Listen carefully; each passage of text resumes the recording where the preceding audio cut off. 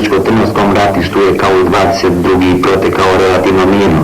Četnici su za svojih poznatih uporišta samo povremeno granatirali položaje Zlatnih Ljiljana.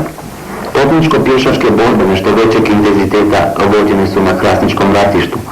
Poginulih i ranjenih na strani branitelja nije bilo. Zabilježeno također i granatiranje civilnih ciljeva na području Pazarića, istina daleko manjeg intenziteta nego prethodnih dana. Od ukupno 9 minobacačkih projektila koji su pali po rubnim dijelovima Pazarića, poginulih i ranjenih nije bilo, niti je pričinjena bilo kakva materijalna šteta. Izvidnice Zlatnih Ljiljana javljaju da je primjetna koncentracija četničkih snaga iz pravca Kaljinovika prema Rogolju, kao i Krupca i Jakovine prema Trnovu.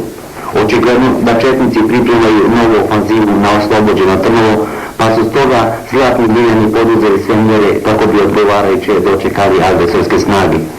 Tijekom jučerašnjeg dana ili preciznije u 12 sati 55 minuta agresor je namjenski uputio svoju avijaciju koja je borbeno djelovala na području Igmana. Vjerojatno znajući za koordinacijni sastanak načelnika štabova 17 općina kao i načelnika MUP-ova, koji je počeo točno u 13 sati, ali na sasvim drugom mjestu, agresor je želio izvršiti atentat na nazočni komandni kadar.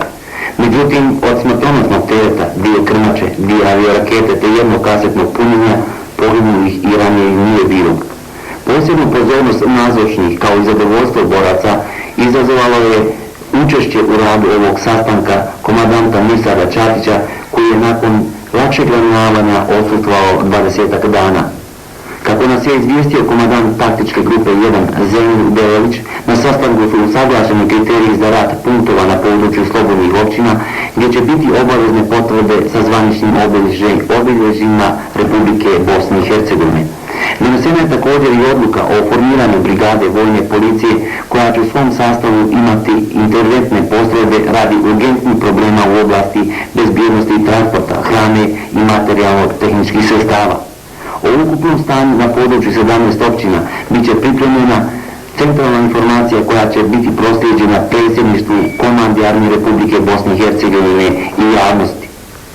Na inicijativu načelnika stanice javne bezbjednosti Konici Jasmina Guske, kao i načelnika za poslove policije u stanici javne bezbjednosti Hadići Refika Tunfe, svim vladajućim strankama i narodima, kao i strukturama vladajućim, bit će upućena poruka sa ovog sastanka u kojoj se između ostalog kaže da je za suverenu i cjelovitu Bosnu i Hercegovinu proliveno mnogo krvi, te da borci i komanda sa ovih općina ni po koju cijenu neće odustati od svetog cilja slobodne i nezavisne Republike Bosne i Hercegovine.